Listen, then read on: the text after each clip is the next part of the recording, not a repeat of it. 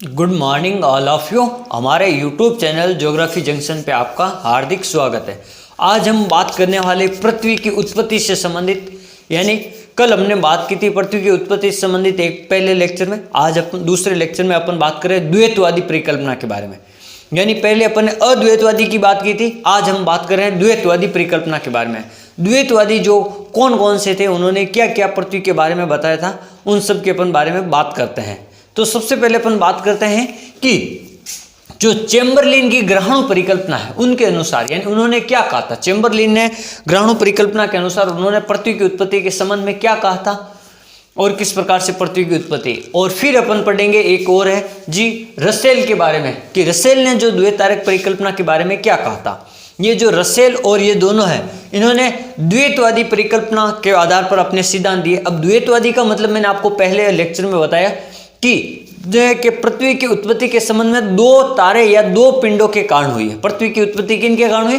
दो पिंड या दो तारों के सहयोग से हुई है। उनके मध्य आकर्षण हुआ, उनके मध्य जो क्रिया हुई, अंत्यक्रिया हुई, उनके कारण जो असंख्य तारों के रूप में या ग्रहों के रूप में अपन पृथ्वी की उत्पत्ति हुई। तो अपन सबसे पहले बात करते हैं चेम्बरलिन की। चेम्बरलिन की ग्रहाणु परिकल्पना ये आई थी 1905 में। आपको ध्यान रखना है, ये इसने चेम्बरलिन ने अपनी जो परिकल्पना कब प्रस्तुत की थी? 1905 में। अपन बात करते हैं इस परिकल्पना द्वारा। देखो, ये जो चेम्बरलिन ने जो परिकल्पना प्रस्तुत की, इसके अनुसार क्या क्या हुआ। तो सबसे पहले बात करते हैं पृथ्वी की उत्पत्ति के बारे में। ये परिकल्पना बताती है। फिर उसकी बनावट किस प्रकार की, ये परिकल्पना बताती है पृथ्वी की बनावट किस प्रकार की है। फिर वायुमंडल की उत्पत्ति किस प्रकार की से हुई है, ये भी ये बताती है ग्रहाणु परिकल्पना। फिर महासागरों और महाद्वीपों की रचना के बारे में ये परिकल्पना बताती है। इनके सभी के विषय में पर्याप्त जानकारी प्राप्त होती है इस परिकल्पना से। यानी अपन कह सकते हैं पृथ्वी की उत्पत्ति के साथ साथ महासागर और महाद्वीपों की उत्पत्ति की रचना भी बताता है, वायुमंडल के संगठन की रचना भी बताता है, और पृथ्वी की जो उत्पत्ति से संबंधित जो अपन बात करते हैं उसकी बनावट, तो उसकी बनावट के बारे में भी ये बताता है कि इसकी बनावट किस प्रकार की है। तो अपन सबसे पहले बात करते हैं इसकी उत्पत्ति दो बड़े तारों से। यानी अपन ने पहले कहा ये द्वैतारक परिकल्पना है, अपन पढ़ रहे द्वैतारक, तो दो बड़े तारे आएंगे। दो बड़े तारों के सहयोग से हुई, यानी इसकी उत्पत्ति है जो दो बड़े तारों के सहयोग से हुई है। एक तारा था इसमें सूर्य, ये ध्यान रखना, एक तारा था सूर्य और दूसरा तारा एक विशालकाय साथी तारा था। एक तो सूर्य हो गए तारा और दूसरा एक विशालकाय साथी तारा, यानी एक बड़ा तारा था। क्या था? एक बड़ा तारा था। एक बड़ा तारा था। ये ब्रह्मांड में घूमते घूमते, जब ये दोनों सूर्य और ये विशालकाय साथी तारा जब ब्रह्मांड में आपस में घूम रहे थे, तो इन ब्रह्मांड में घूमते घूमते जब ये एक दूसरे के पास में आ गए, ये क्या हुआ? घूमते घूमते ये एक दूसरे के पास में पहुंच गए। ये जो सूर्य तथा विशालकाय जो तारा था, ये घूमते घूमते ब्रह्मांड में दोनों आपस में एक दूसरे के पास पहुंच गए। और इस तारे की आकर्षण शक्ति क्या हुआ? जब ये दोनों पास में हुए तो इन दोनों के मध्य की जो आकर्षण शक्ति, इन तारों के मध्य की जो आकर्षण शक्ति के कारण, इनकी शक्ति के कारण सूर्य के धरातल पर असंख्य कणों के रूप में ये अपन कह सकते हैं बाहर अलग हो गए। असंख्य कण हैं जो सूर्य के धरातल के रूप में अलग हो गए। क्या हुआ था? जब ये दोनों कण ब्रह्मांड में थे, दोनों कण आपस में गतिशील थे, जब ये दोनों कण घूमते घूमते एक दूसरे के पास में आ गए, एक दूसरे के पास में आए, तो इनमें क्या हुआ कि जो इन दोनों का जो आकर्षण बल था, इन आकर्षण बल के कारण सूर्य के धरातल पर असंख्य छोटे छोटे कणों के रूप में कुछ पिंड अलग हो गए। क्या हो गए? कुछ छोटे छोटे कणों के रूप में कुछ पिंड थे वो अलग हो गए थे। और ये कुछ कणों के रूप में पिंड अलग हो गए थे। और प्रारंभ में इनका निर्माण केंद्र के अधिक घनत्व में ठोस था।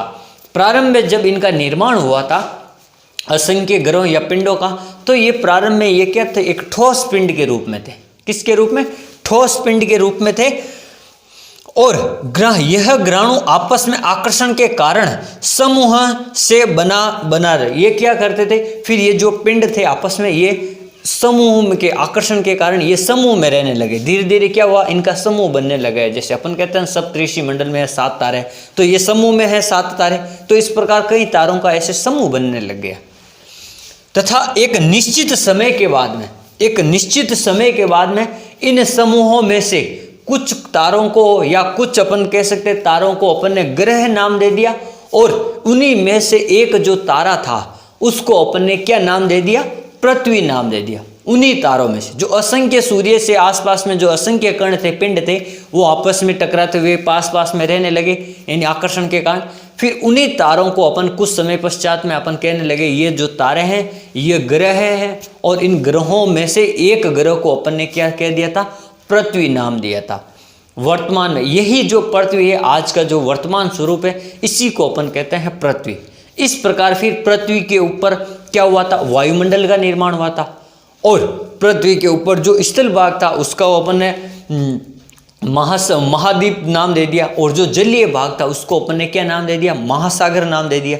तो इस प्रकार इस परिकल्पना से पृथ्वी की जो संरचना यानी इसके अंदर की जो बनावट है, चट्टानों के बारे में भी पता चलता है, महासागर महाद्वीपों के बारे में और वायुमंडल के बारे में भी इनका पता चलता है कि पृथ्वी पर किस प्रकार का वायुमंडल है। तो ये सिद्धांत है आपका चैम्बरलिन, जो दो बड़े तारों या दो बड़े पिंडों से क्या हुआ, पृथ्वी व ग्रहों की उत्पत्ति हुई। अब अपन बात करते हैं दूसरा, एक सिद्धांत है रसेल की द्वितारक परिकल्पना। अब रसेल ने क्या कहा था अपने सिद्धांत में, सबसे पहले बात करते हैं सर्वप्रथम एक सूर्य, एक तारा क्या था, सूर्य। सर्वप्रथम एक सूर्य का साथी तारा था, एक तो सूर्य था ही और एक इसका एक साथी तारा था। ये क्या था, एक साथी तारा। ये तो था आपका सूर्य, और ये है आपका एक साथी तारा विशालकाय। ये था इसका साथी तारा पहले, ये वाला, ये तो फिर अलग पिंड है।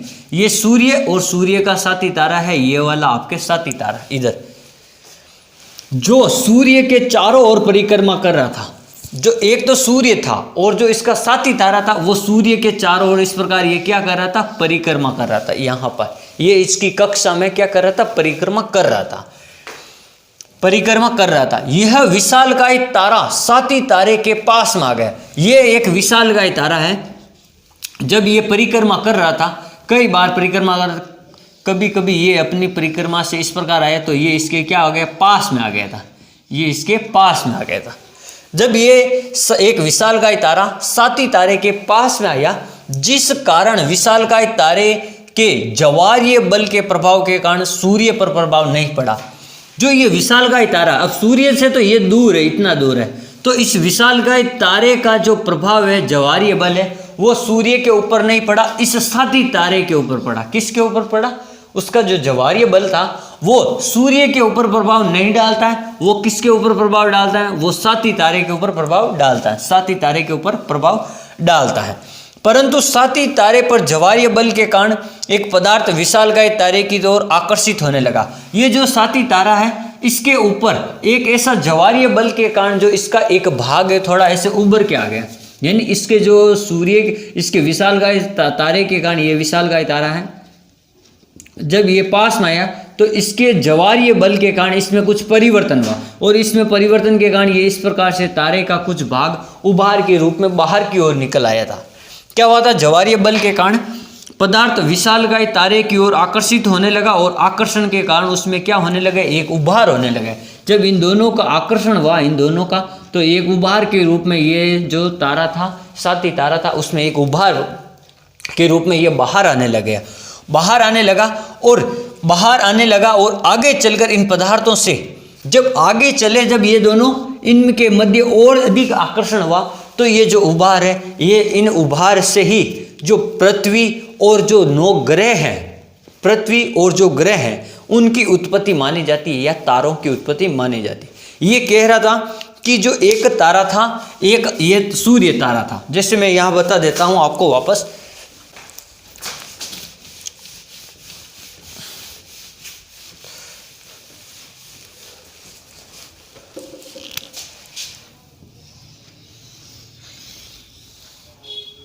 जैसे मान लो ये एक आपका सूर्य है, और इसकी जो परिक्रमा कर रहा था, ये एक तारा कर रहा था, ये एक साथी तारा, यह मैं लिख देता हूँ साथी। और यहाँ पर था एक विशालकाय जो पिंड था, यह था एक विशाल तारा, ठीक है। ये जो आपका ये सूर्य के चारों ओर जो ये साथी तारा परिक्रमा कर रहा था, तो परिक्रमा करते करते धीरे धीरे ये आगे बढ़ा था, तब यह हुआ था, इन दोनों के मध्य आकर्षण बल हुआ था। इन दोनों के मध्य, इस विशालकाय तारे और इस साथी तारे के मध्य एक आकर्षण बल हुआ था जिसे अपन ज्वारीय बल कहते हैं। इन दोनों के मध्य जो प्रभाव हुआ था, ये ज्वारीय बल, ये सूर्य इतना दूर था तो इस सूर्य के ऊपर नहीं पड़ा था, सूर्य के ऊपर नहीं पड़ा था, इसके ऊपर पड़ा था, साथी तारे के ऊपर।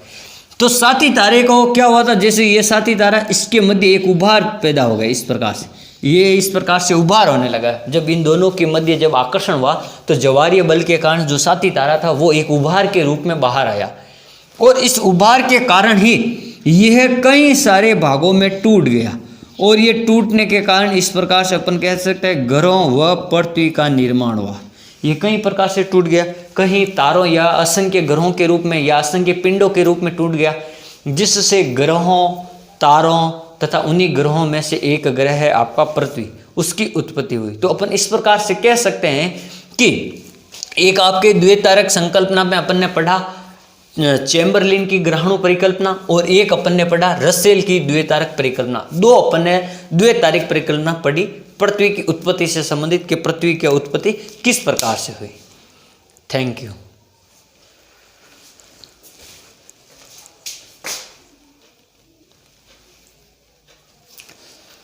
जैसे मैं बात करूं, जो ये चैम्बरलिन ग्रहाणु तारा था, इसकी संकल्पना के बारे में, जो इसमें क्या किस प्रकार से चित्र बनता है, जैसे आपको मैं बता देता हूं।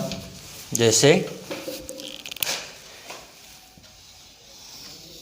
ये आपका वायुमंडल है, क्या है ये आपका वायुमंडल।